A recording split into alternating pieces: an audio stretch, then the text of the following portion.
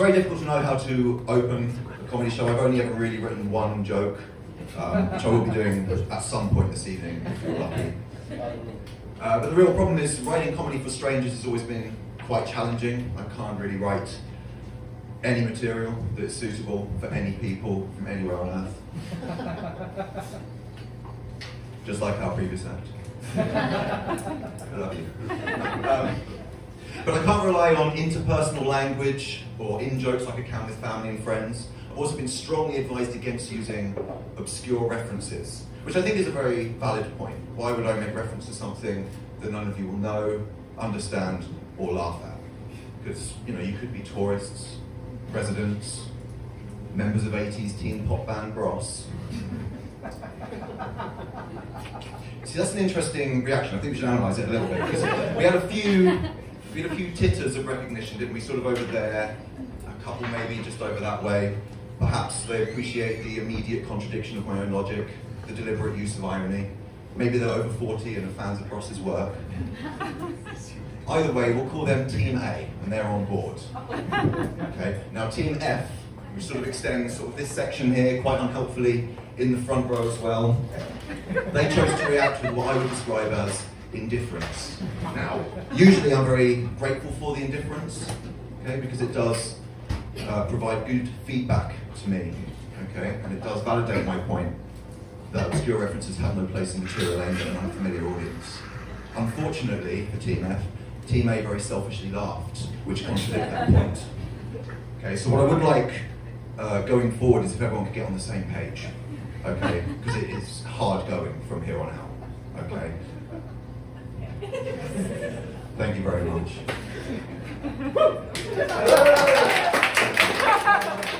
No. Not if I have to ask for it. But yeah, I can't, usually I'm very happy to explain each and every one of my jokes, and I often have to. But today I'm on a bit of a time limit, and I cannot afford to work in mixed ability room. Okay. So I wasn't really sure what to talk about this evening. I am British. I'll leave you to recover from that staggering revelation. Being British, I only really have a love of queuing, being miserable, and talking about the weather. Some of you may expect me to talk about football or soccer. I'm not really a fan of either of those things. But the World Cup is on. I apologise to our German contingent over there. I'm not really a fan of sports. Is anyone actually watching the World Cup at the moment? Give us a cheer. Brazil. That's my follow-up question. Which teams are you rooting for? Give us a shout. Brazil. No.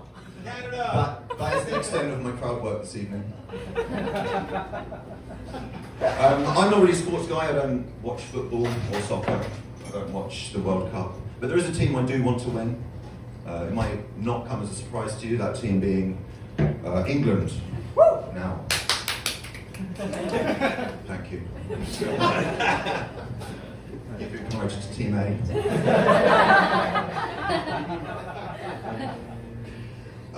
The reason I want England to win may be less obvious to you, I would say. It's certainly not out of national pride or love for my country. Some people might say I have the complete opposite of those things. Okay. Just look where I've moved. 5,000 miles away. The only thing that Japan and England really have in common is a love of queuing, being miserable, talking about the weather. So it's certainly not out of patriotism, okay? It's actually for a far darker reason, which I apologise in advance for. You see, the reason I want the men's England football team to win is because when they lose, in the UK, reports of domestic violence increase by nearly 40%. It's true.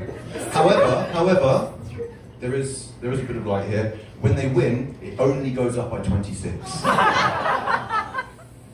So as you can see, the reason I want the men's England football team to win is purely for feminist reasons. Now, I do apologise. I know that is a bit of a somewhat distasteful joke. I hope you understand that I'm not mocking victims at all. What I like to do is use humour to as a sort of Trojan horse to smuggle in uncomfortable truths in places where they are not wanted, like your lovely holiday to Kyoto.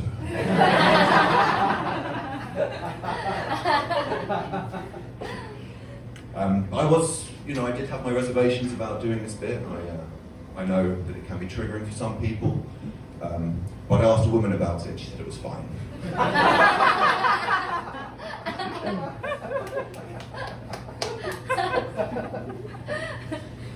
Context is a very important thing as well. We've seen, especially in the rise of sort of rampant, unchecked social media, stand-up comedy in particular is often victim to this. So I'm going to take a bit of a chance, and the next thing, I'm just going to say something with absolutely zero context, and I invite you to imagine how it can be taken out of context to end my career, if indeed I had one.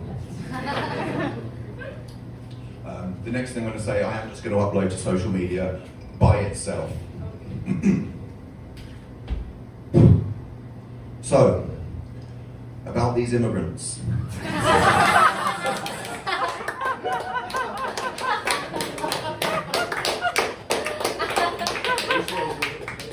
Now, the reason that's funny, number one, I am one. Okay, you have some geographical context in the room tonight. You know that I am an Englishman on stage in Japan, so I think it's fine. I think I can say that. But I just imagine, what would happen if I said that in the UK, my home country. I go on stage, you get into some real trouble or some real problems. I go on stage, go, oh, immigrants. There's a very real chance that I could be recruited to a senior position in the British government.